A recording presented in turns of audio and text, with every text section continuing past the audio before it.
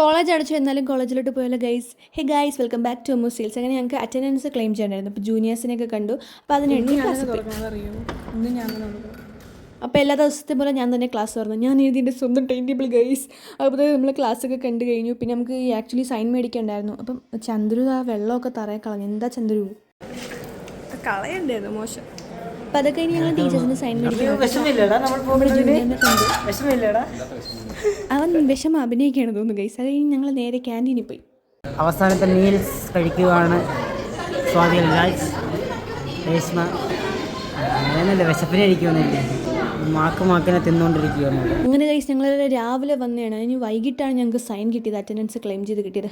ഒരു 8 അവർ ക്ലെയിം ചെയ്യാനുണ്ടായിരുന്നു. അത് ക്ലെയിം ചെയ്യാൻ പോയിട്ട് വന്ന അവസ്ഥയാണ്. സംഭവം നല്ല തിരക്കുണ്ടായിരുന്നു. എല്ലാവരും അറ്റൻഡൻസ് ക്ലെയിം ചെയ്യാൻ പറ്റും. അപ്പോൾ ഇതാണ് കമ്പ്യൂട്ടർ സെൻറ്റർ. ഇവിടെയാണ് ഞങ്ങൾ അറ്റൻഡൻസ് ക്ലെയിം ചെയ്ത് കൊണ്ടു കൊടുത്തത്. അതിനുശേഷം നമ്മൾ കഫറ്റീരിയൻ്റെ ബാക്കിൽ ഈ വഴിയൊക്കെ ആദ്യമായിട്ടൊക്കെ ഉണ്ട്. അതിനുശേഷം നമ്മൾ സ്റ്റെപ്പ് വഴിയിട്ട് നേരെ കോളേജിൽ നിന്ന് ഇറങ്ങി.